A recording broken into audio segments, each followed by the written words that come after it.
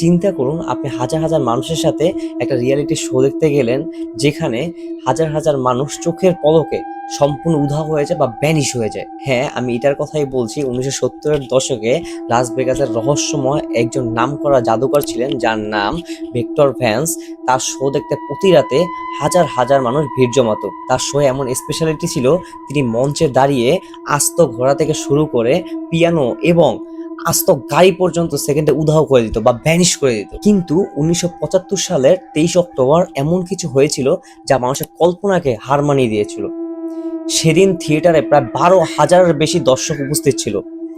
Victor Vance সাধারণ দিনের মতো তার ম্যাজিক দেখাচ্ছিলেন এবং দর্শকদের মোহিত করছিলেন। কিন্তু হঠাৎ করে তার শো এর শেষ মুহূর্তে এসে ভিক্টর ভ্যান্স মঞ্চের মাঝখানে এসে দাঁড়ায়। তিনি দর্শকদের দিকে মনোযোগ সহকারে তাকায় এবং সকলকে ঠান্ডা গলায় বলে, সবাই চোখ বন্ধ করুন এবং 10 থেকে উল্টো গুনুন। কিন্তু রহস্যময় একটা বিষয় ঘটে, সেখানে 12,000-এর বেশি দর্শক থাকে, কিন্তু সেখানে কেউ 9 পর্যন্ত গুনতেই পারেনি। কারণ জাস্ট চোখের পলকে 1 সেকেন্ডের মধ্যে সেই 12,000 দর্শক শূন্যে মিলিয়ে যায় বা তাদের কোথাও খুঁজেই পাওয়া যায়নি। সেখানে শুধু পড়েছিল ফাঁকা আসন আর নিস্তব্ধ সম্পূর্ণ হলঘর। কোথায় গেল এত মানুষ?